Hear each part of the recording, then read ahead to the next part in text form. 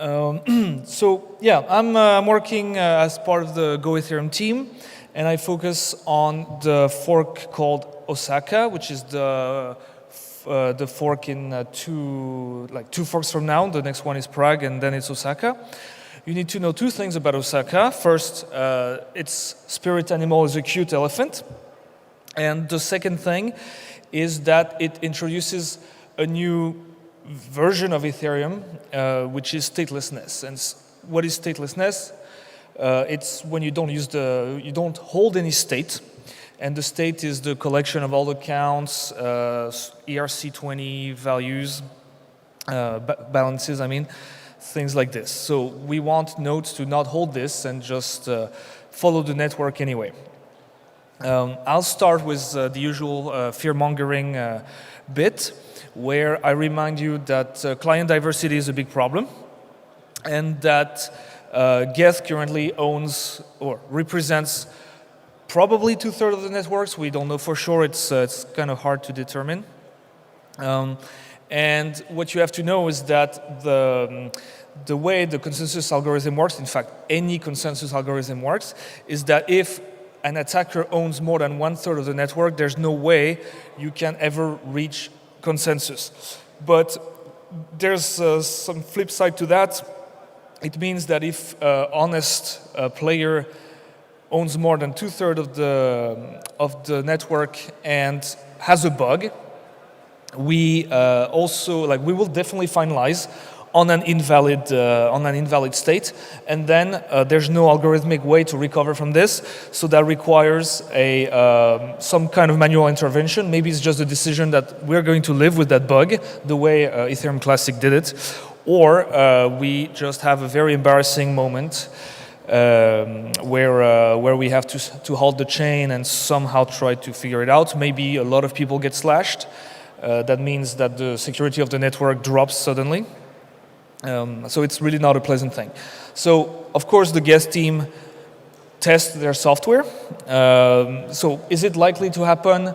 Not really, but if it does happen, because we're all fallible, if it does happen, it's very catastrophic. So the question is, how do we make it easier for people to adopt other clients? One thing I will start with, the starting point, I would like to express how difficult it is to maintain a client. A client has a lot of modules. I'll start with the TX pool. The TX pool is where when you send a transaction, it ends up in a big list, and then it gets some algorithm runs to try to order those transactions to include them in a block so that they bring more value to the block producer. The blockchain is simply the list of blocks, but it's also a series of functions that handle reorgs and things like that, so there's a bit of complexity there. The tree, so tree, TRIE, is some special kind of tree, TREE, that we use to give a signature of the current state of Ethereum. This is what, when you hear about vertical trees, this is what gets upgraded in the Osaka fork. The peer-to-peer layer, how you transfer transactions or blocks on the network. The EVM, of course, the virtual machine, everybody knows that. The state is the series of helper functions to go read an account, go read the storage, like the storage slot inside a contract, something like this. The database is, well, what it is, a database where you store all the data on disk. The sync is the algorithm, how you somehow try to find the head of the chain and stay current, ensure you are at the latest, at the head of the chain, and you are downloading and processing the latest blocks. The engine API is how you communicate with the consensus layer. So since the merge, it's a different type of client that manages the consensus. Then there's the consensus module, which is a leftover from proof of work. Now, most execution clients don't really have a consensus engine to speak of. I mean, there's still some remains, but so it's still there. But the complexity has been moved to a different module. And then you have the RPC endpoints where users can query information about the current state of the node. When we did the merge, like I said, we moved most of the consensus intelligence or logic to a different client, so that simplified the execution client by a lot. But of course, most of the complexity is still there. We still have a lot of maintenance to do. We still need to look for performance. For example, when it comes to maintenance, databases are a big problem, simply because as we insert more and more data, they become slower, right? Every time you insert a new field or a new element in the database, it needs to look for a place to go. So it needs to sift through more data to find out where it goes. The TX pool, there's a lot of very nasty stuff happening in the TX pool. Of course, there's all the protocol updates. So all the evolutions to the protocol that we have to introduce, we need to make sure they don't break all older versions of the protocol, that you can still sync all the way from the start. So that's the maintenance burden. And then you have the performance issues. The biggest one is I/O. When you write data to disk, this is the main killer. Everything else comes second, far second. You have the synchronization. When you want to join the network, you need, at the best case, you need a day. If you want to do it like re-executing everything from the start, you're between 2 and 3 weeks by now. And then you've got block production, because you need to produce a block, but you need to produce it in a very short time frame. And this is where parallelism, for example, would be useful. Of course, it's a distant second to I/O, but if we solve the I/O problem, which we will, this would become the next big area of improvement. So these are the problems. Here's how we propose to solve some of them by introducing vertical trees. And what are vertical trees, or what at least, I'm not going to get too deep into the vertical tree, the way they work, but at least I want to give you a hunch of how they work, or what they do. What they do is that they allow for adding, for creating blocks that are self-contained execution units. So you take the current format of the block, you add all the data that you need to execute that block, you download it on the network. From the network, you unpack the data, you execute the block, and you have nothing you have nothing more than what you need, and you have nothing less. So just to give a quick overview, imagine your state only has 4 values, V0 to V3, and during the execution of the block, you determine that you only need V0 and V2. You package V0 and V2 along with the keys to find them in the tree. You create a proof with them to prove that those values are indeed belonging to the state at that block. And then you propagate this over the network, and whoever wants to verify your block gets this extra data along with the block, reconstruct a view of the tree. That's not exactly the same. It's missing data, but it's everything you need, because everything else was not accessed, right? In that slide, V1 and V3 were not accessed, were not needed to execute the block, so they're not in that view. And this way, you only get a tiny, tiny subset of a very large tree, and you can fit everything in memory, which means you do not need to store the data on disk. So yeah, another thing about vertical tree is that it's got a single tree structure. So if you know the way the MPT currently works, you have a tree for an account, and for all accounts, and then each account has a subtree for its state. We get rid of that. We put everything in a single tree because it makes the proofs smaller. The proofs themselves are smaller thanks to this new feature, and the tree becomes smaller as well as a result of this new structure.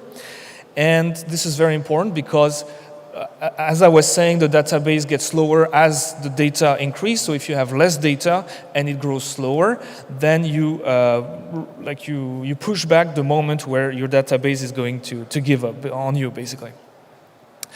And now, like I said, because you can just verify in RAM, most of the clients will actually not store anything, so the database is no longer a problem for them, which means, as a result, you can already get rid of this database module, which is a big maintenance burden.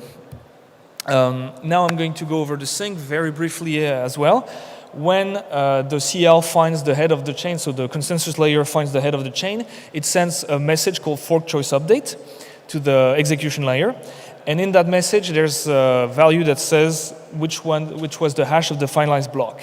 And the execution layer goes to its blockchain module, looks for that block. If it doesn't find it, that means it needs to sync, and then it starts a very painful process of going over the network, trying to find the blocks, verifying there can be reorgs, there's a lot of data to download. It takes a lot of time. But so it will respond to the consensus layer saying, I'm syncing, check back later, I'm working on it, just check for updates, pull me for updates. When it comes to stateless, since you no longer store the entire blockchain, it's pretty easy. The CL gives you like the latest version of the block it knows, the latest head of the block, and either this EL is the correct one, so either this block is the correct one or it's an incorrect one. So it's a yes/no check. Either you say, well, I'm synced because I have the block you asked me. In fact, you gave me the block you asked me to set as the head, or I don't have this block, so figure it out and give me the right block. So it's a very simple module. So we can already remove the sync module, or at least simplify it to greatly. And we can also remove the blockchain because we don't store it anymore. And by the way, the blockchain is itself is taking a lot of space on disk. It's the one biggest hog of space. So you can save a lot of, gain a lot of performance and maintenance burdens by removing it. Now, there's the problem that to build a block, you need the state, because the transactions, they refer to a state you're supposed to have on your disk. So you find yourself not having the ability to produce a block. And there's a solution for that. It already exists, even in a stateful environment. It's you delegate the block construction to a builder via MEV-boost, typically. And yeah, this is what I said. Like, the solution already exists, but people don't need the state at the moment. A lot of validators don't use the state, but they still download it. So there's a way to, now we just offer them a way to delete the state so that they just get that data, that block built by someone else, and then publish it on the network. When they get that data from the block, the difference being that when they receive the data from the builder, the block from the builder, they also receive the proof that this is a valid block, so they can verify the block before they publish it. So once you gave up on the ability to build blocks yourself, you decide you're going to delegate this to a builder, you can remove the TX pool, you can remove the blockchain, you also remove the sync in a way, because you don't need to download blocks and transactions anymore. So you already deleted a lot of, well, or at least you removed the need for a lot of code. You also have a reduced capacity to serve RPCs, because you don't need to, you can't provide information about the state of the blockchain, about peer-to-peer, about sync. So might as well get rid of that. Now, some of you will probably have noticed that this is a bit of a problem, in the sense that you're effectively trusting someone else to build the block for you. And the fact that currently the builders, there's maybe like 10 different builders. Well, it's a series of networks, but there's definitely a centralization factor here. So what do you do? Because then they can hold the state hostage, they just don't deliver it to you. And then the rest of the network is held hostage. Well, thankfully, there's a way to prevent this somehow, and it's by using deterrence. There will be people, myself included, that will be happy to provide you a terrible block, like a block that will provide you terrible returns, but I don't need to be performant. I just need to provide the risk for a builder, like an opportunity cost to those builders. So those builders will not, like if people choose my bad block over them, over their dishonest block, they can put a lot of pressure on those builders to adopt a honest behavior. And this is what matters. It's just the fear that anybody from the network can actually replace them, even though it's going to be a terrible block at first. But once again, if there's a big market in producing better blocks, new actors will start appearing. And what I mean is, people like the last honest block producer need not own all the state. They just need to watch the network to keep a subset of the state for which they can produce enough like blocks that are full enough. The idea being that a lot of the Ethereum state is cold, and there's a very relatively small subsection of the state that is actually active at a given time. So you could just hold that small subset and still produce useful blocks. And if you need more, you can start downloading from solutions that aren't quite here already, but are being worked on, like the Portal network, where you have a distributed network from which you can download the state. So this is what a stateless client would look like eventually, just an EVM, just the virtual machine, the state management function, the tree, the Verco tree, and the engine API to communicate with the client, with the consensus client. And that means that it's way easier to maintain a client. For example, because you only live block to block, you don't need to worry about forks like 10 forks ago, right? You only need to worry about the current fork and maybe the next one, so you're able to keep working past the fork, but that's it. So it allows for a lot of deletion, of code deletion, which makes maintenance much easier. And we have some candidates that work to provide this type of clients, stateless clients. So we have the JavaScript one, which is by far the most advanced in the sense that it's already running on the Verco testnet and following the testnet, checking blocks statelessly. There's one in Zig being developed, and there's been interest by people to write one in Crystal, Crystal Lang. So yeah, it's Crystal Lang. If you don't know what that is compile Ruby.